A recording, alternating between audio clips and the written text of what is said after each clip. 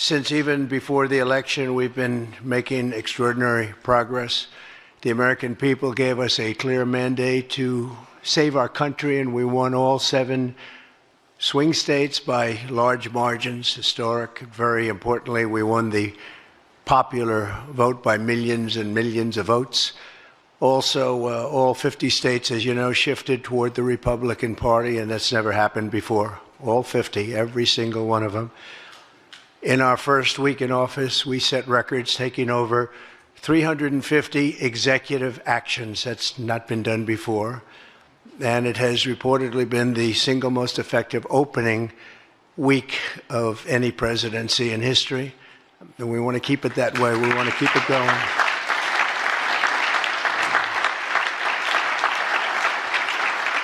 We want to keep it going. We've broken from decades of failed Washington policies and restored common sense and sanity to our government. We've unleashed American energy, and we've already achieved record low illegal immigration. As you see, there's nobody trying to get in. And that's what we've been waiting for a long time, and gotten woke ideologies out of our government and out of our military. The water has now begun flowing in California as we continue to increase the flow in coming days. Nobody's seen anything like that. And I've also taken strong action to regain control of the Washington bureaucracy. Just for clarification purposes, because it was incorrectly reported yesterday, we have informed the federal workforce, which they've looked to do for many years, that if they're working for the federal government, they must show up to the office on time and on schedule. We don't want them.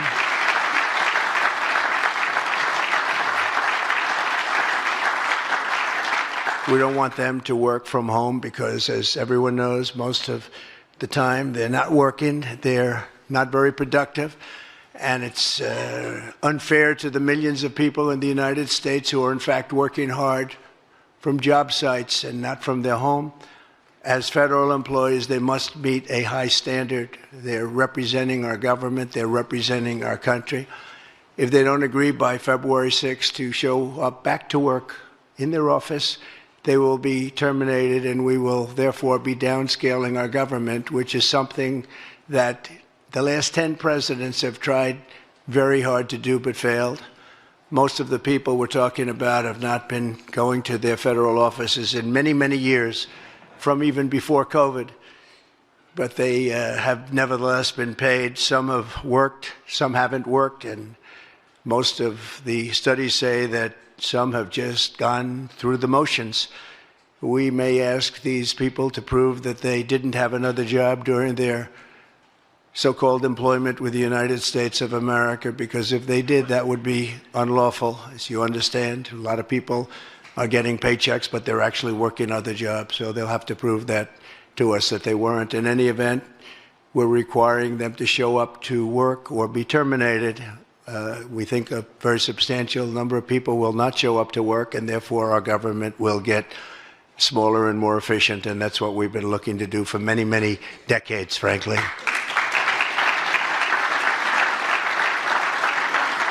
Thank you. In addition, there was a short-term pause or funding freeze on certain discretionary spending payments, such as government grants, only for us to quickly look at the scams, dishonesty, waste, and abuse that's taken place in our government for too long. As was explicitly stated, this in no way affected Social Security, Medicare, Medicaid, or other entitlements that Americans depend on. I've made abundantly clear from the very first day that I ran from office. That was a long time ago now. That's 2015. If you think about it, I announced in 2015, and we won in 2016. We did very well in 2020, but we did really well just recently. And I'm restating right now to correct any confusion that the media has purposely and somehow, for whatever reason, created Social Security, Medicare, Medicaid have not been affected by any action we're taking in any way, shape, or form. We are merely looking at parts of the big bureaucracy where there has been tremendous waste and fraud and abuse. In that process, we identified and stopped $50 million being sent to Gaza to buy condoms for Hamas. 50 million. And you know what's happened to them? They've used them as a method of making bombs. How about that? We stopped an attempt to make an illicit payment for illegal alien resettlement. We canceled $181 million in DEI training contracts. This is just for the training of people in DEI, which has been terminated and completely terminated. And we paused $1.7 billion in unauthorized payments to foreign organizations, including stopping more than $40 million that was on its way out the door to the very corrupt World Health Organization, which has not done its job and not done it properly. We also,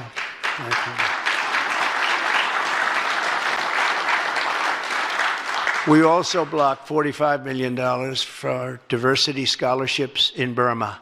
45, that's a lot of money for diversity scholarships in Burma.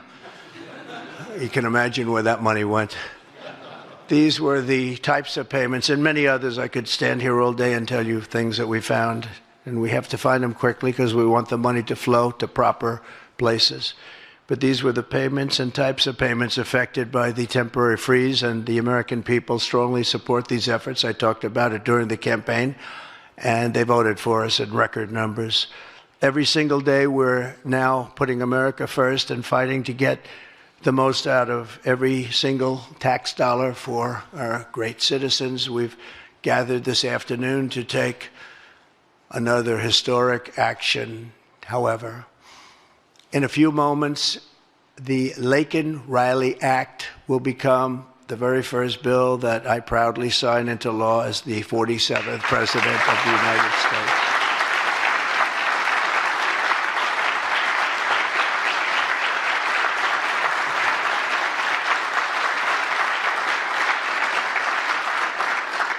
Laken was a brilliant and beautiful 22-year-old nursing student from Georgia, the best in her class. She was always the best. They would say, Laken, how do you do this? And what do you do? They were always asking her questions. She was respected by everybody, even her teachers. They respected her so much. From the time she was in first grade, Laken knew she wanted to spend her time caring for others. That's what she did.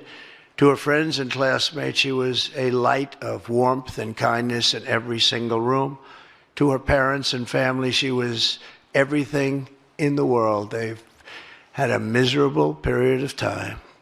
Just after 9 a.m. last February 22nd, Laken went out for a jog on the campus of the University of Georgia, but she was just never returned. She never came back, did she, huh?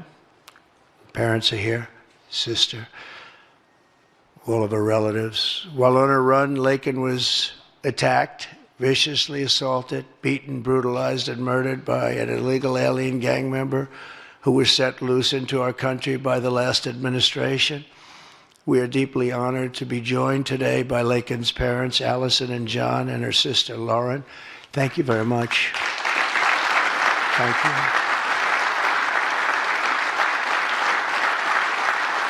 So sad.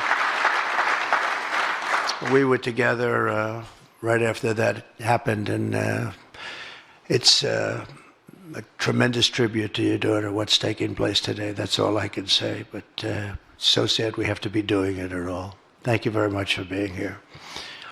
To Laken's family, we will keep Laken's memory alive in our hearts forever, everyone's hearts. With today's action, her name will also live forever in the laws of our country, and this is a very important law. This is something that has brought Democrats and Republicans together. That's not easy to do. Laken did it. Laken did it. America will never, ever forget Laken Hope RIley.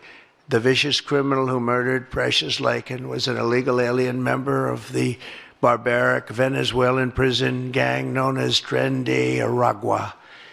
He trespassed across our southern border in 2022 and was apprehended by Border Patrol, but under the cruel policies of the last administration, instead of being deported, as he should have been, he was released into the United States, as were millions of other people, many of them very dangerous people.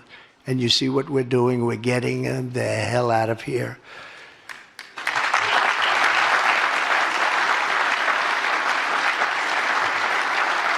He was soon arrested again in New York City on charges of endangering a child, but because of New York City's deadly sanctuary policies, as we have in California and many other places, which we're going to end them, he was released again to reoffend. The Biden administration then provided this illegal alien criminal with a free, taxpayer-funded flight from New York to Georgia, where he was arrested yet again, constantly, this time for stealing from a Walmart along with his gang member brother, who was a bad one. Only after being released a third time by the U.S. law enforcement did this cold-blooded criminal go out in that fateful morning hunting for women on whom to prey. That's what he did. He hunted. It was like a hunter. I'm going to show him who the hunter is. This horrific atrocity should never have been allowed to happen. And as president, I'm fighting every single day to ensure that such a tragedy never happens again. We don't want this to happen.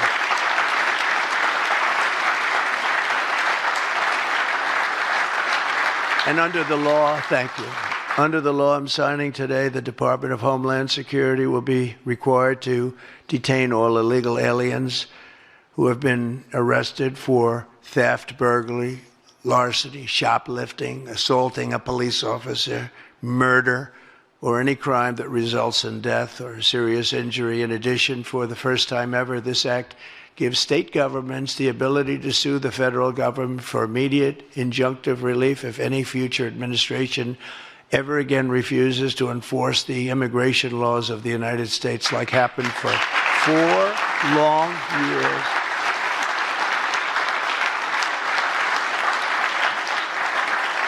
And that was happening for 4 long years, frightful years. Amazing. You'd say, how can people do this? How can they allow this to happen? How can they allow criminals to pour into our country and then try and defend it? And they're still trying to defend it, but they can't. That's why I'm here instead of somebody else, actually. It's the biggest reason. I believe it's the single biggest reason. Inflation was horrible. Many things were horrible during that administration. When you look at what took place in Afghanistan, the way they got out, not that they got out, but the way so many things were horrible. But to me, this was the worst of all. It's a landmark law that we're doing today. It's going to save countless innocent American lives. I want to thank every House Republican, every Senate Republican, as well as the 12 Senate Democrats and the 48 House Democrats who voted to pass this vitally important bill, and many of them are with us today, and I really do appreciate it. And I very much especially appreciate the bipartisan support. The Democrats, really a big percentage of them came through, and plenty of them wanted to. They probably felt they couldn't, but they really wanted to. That they don't understand that would have made them a lot more popular, would have made them a lot better with their people. The ones that didn't are going to be sorry, because the people are not going to forget that they wouldn't sign. This is a perfect, incredible tribute to an unbelievable young lady.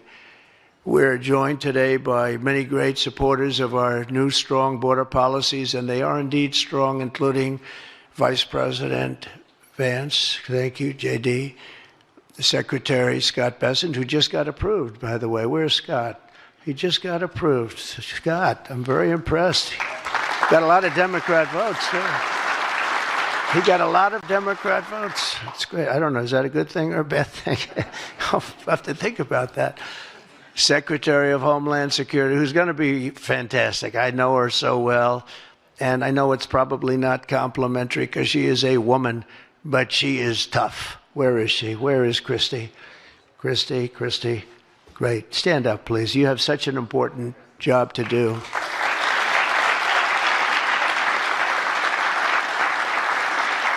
Really great. Thank you very much. And don't let that look fool you. That look is, she's tough, and she cannot stand that she's having to sit here and even listen to this today. Another one who's done a job like nobody that I've seen in a long time, Tom Homan. He's my friend, but he is something special. Do something special. Great. And Tom and Christy, the numbers are unbelievable. What's happened? It's like just shut down. Nobody thought that was even possible. It's just shut down. They showed an area that a year ago had thousands and thousands of people rushing into our country. And today there was nobody there. It was like a beautiful sight. And also Senate Majority Whip John Barrasso. Great guy. Great guy. Thank you, John. And I also want to thank the bill sponsors, Senator Katie Britt. Katie, thank you, Katie. And Congressman Mike Collins. And Mike, you were fantastic from Georgia. He took this, he loves his state, and he took this very personally. So it's, thank you very much, Mike. As well as Senate Judiciary Committee Chairman Chuck Grassley. Chuck is here someplace. Chuck, thank you very much. You look great. And House Judiciary Committee Chairman Jim Jordan, who's a special guy, special man. And House Homeland Security Committee Chairman Mark Green. Thank you very much. Thank you, Mark. And we have many other congressmen and senators, but I'm not going to introduce because this is about your daughter. This is about something that's so important, and we're going to just go along. Thank you also. We have to say Burt Jones is in the room, and Burt is your lieutenant governor, and he was on this like you wouldn't believe. Thank you very much. I see you sitting there. Thank you very much. So we have state, local officials, we have law enforcement organizations, we have everybody. Most of them are in the room or represented in the room, and they're incredible people, and I've never seen them come together like they have for this. I've done many of these, not of this kind, but different bills, different passages having to do with many different things, from homeland security to inner security to taxes to 50 different items. I've never seen such support as you have today and as your great daughter has today. So I've never seen anything like it. And we have to thank your daughter for that, because she's going to save a lot of lives. She's going to be responsible for saving a lot of lives. So I'd like to just say to the Angel families, I've been with them and they've been with me from 2015 when I first got this crazy idea in my head to run for president because we can do better as a country. I want to thank so many of the people that are here that have been the angel moms, and we call them angel moms, but they're angel families, fathers and sons and daughters, but they've suffered tremendously like you have for no reason whatsoever. I want to thank Alexis Nungari, the mother of 12-year-old Jocelyn Nungari, murdered last summer by 2 illegal alien gang members released into the United States by Joe Biden's open border, stupid policies. And thank you very much, Alexis. I want to thank you very much. We had an amazing trip, and it was really special to meet you and your family. Appreciate it very much. So sad we have to be here, frankly. And Jocelyn, as you know, is in our hearts, as she was then. It was an amazing day we had, a great day. But it was a day of celebration of somebody that unfortunately won't be with us. But she is with us now, you know that. Here also is Patty Morin, the mother of Rachel Morin, killed 2 years ago by an illegal alien who was let into our country by the last administration's ridiculous, weak policies. Open border, can you imagine? When I heard open border, I said, oh, that's terrible. They're going to release their prisons all over the world. They're going to release their prisons into our country. That's exactly what happened. Patty is joined by Rachel's brother, Michael, Rachel's daughter, Clementine, and sister-in-law, Shannon. Thank you all for being here. We appreciate it very much. Thank you very much. Thank you. With us as well is the loving family of Kayla Hamilton, a 20-year-old girl murdered in July 2022 by the MS-13 illegal alien gang member who is violent, vicious, and they knew it, and they didn't do anything about it. And I want to thank you to Kayla's mother, Tammy, and her grandmother, Kathy, and her stepfather, Jeremiah, very much. And finally, I want to thank others who have also suffered this horrible scourge that goes on with young people being killed, and other people too, but young people, largely young people being killed. Thank you to Scott Root, the father of Sarah Root, killed at 21 years of age. Think of that, 21, by an illegal alien. Shouldn't have been in our country, would have never been in our country if we were here. What a sad thing. To each of these angel families, we love you and we stand in awe of your courage and your strength. It's the toughest thing anybody has to go through. Many of the angel families here today were betrayed by the last administration and with its heartless and foolish and really very, very arrogant and very, very dumb policies. Policies that aren't even believable when you talk about common sense. I say we're the party of common sense, but the Democrats also, they have plenty of common sense, and that's why so many are here today and so many supported what we're doing. The very government that was supposed to protect their daughters instead opened our borders and transported the world's most dangerous criminals straight into their communities. They came from prisons and jails and insane asylums and mental institutions from all over the world, not just South America. People think South America. They come from all over the world. They come from every continent. And they came here by plane, and they were loaded onto buses, and they were driven right up to our border, and they drove right through the border, and nobody even said a word to them. And in those buses and those cars and those trucks were some of the meanest criminals anywhere in the world. As of last September, 425,000 illegal alien criminals were roaming free, including 13,099 convicted illegal alien murderers, of which about almost 50% killed more than one person, and they were roaming all over the country in our farms, in our cities. Under the Trump administration, we're moving with urgency and speed to get these vicious and violent criminals the hell out of our country and to restore law and order to our suburbs, our cities, and our towns. And we're going to do it with Tom and with Christy and with all of the people that are working so hard on this. This week, compared to a comparable time a year ago, think of this, the number of illegal border crossers has already fallen by more than 100%. And because the election was coming, they started getting a little bit tougher on the border. They tried to follow our policies, and they did much better, but it still was horrible. The numbers were still horrible, so that's 100% over those. They only did it because of the election, so they knew what they were doing was wrong.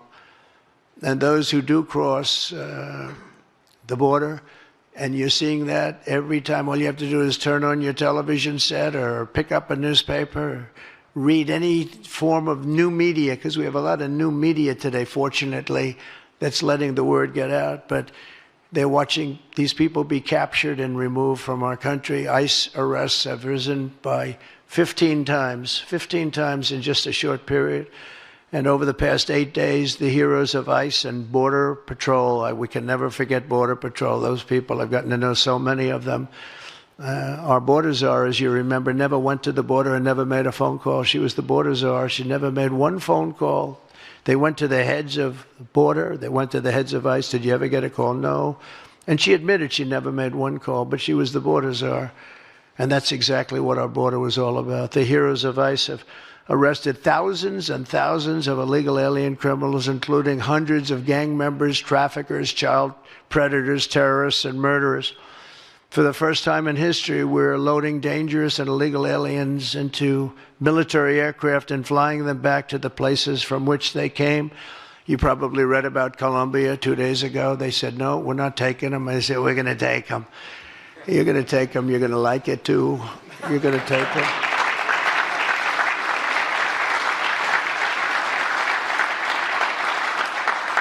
They talked about, we're not going to take people that are in shackles. I said, well, but the people that are in shackles are murderers, they're drug lords, they're rapists, they're very tough people. They make our criminals look like very nice people. That's about the only thing that comes out of this. And I say, could you imagine you're a pilot on the plane and you have your co-pilot and you're sitting there and you have 150 people, no shackles, and they like to murder people? This would not be a good flight. So Colombia apologized to us profusely within an hour based on something I said, meaning you're going to pay tariffs like nobody's ever paid tariffs before. But they actually wanted to terminate his position. They're essentially Congress met, and they were very angry with them. but they actually said they were going to send the presidential plane to pick up these criminals and to bring them because they didn't want to inconvenience us or have us do a second flight, and that's what they did. And I appreciate it, and I do appreciate the people of Colombia are wonderful people, and the representatives really acted well, and I appreciated they took back that tough talk. But, you know, we may have tough talk from others, but it's not going to mean anything. They're going to all take them back, and they're going to like it, too. They're going to like it. They're going to take it back, and they're going to like it. Today, I'm also signing an executive order to instruct the Departments of Defense and Homeland Security to begin preparing the 30,000-person migrant facility at Guantanamo Bay. Most people don't even know about it. We have 30,000 beds in Guantanamo to detain the worst criminal illegal aliens threatening the American people. Some of them are so bad we don't even trust the countries to hold them because we don't want them coming back, so we're going to send them out to Guantanamo. This will double our capacity immediately, right? And tough. That's a tough place to get out of. Today's signings bring us one step closer to eradicating the scourge of migrant crime in our communities once and for all. And it was just it's just an unforced error that we even have to be doing this. Now we need Congress to provide full funding for the complete and total restoration of our sovereign borders, as well as financial support to remove record numbers of illegal aliens. And these are illegal alien killers, criminals at levels that nobody's ever seen before.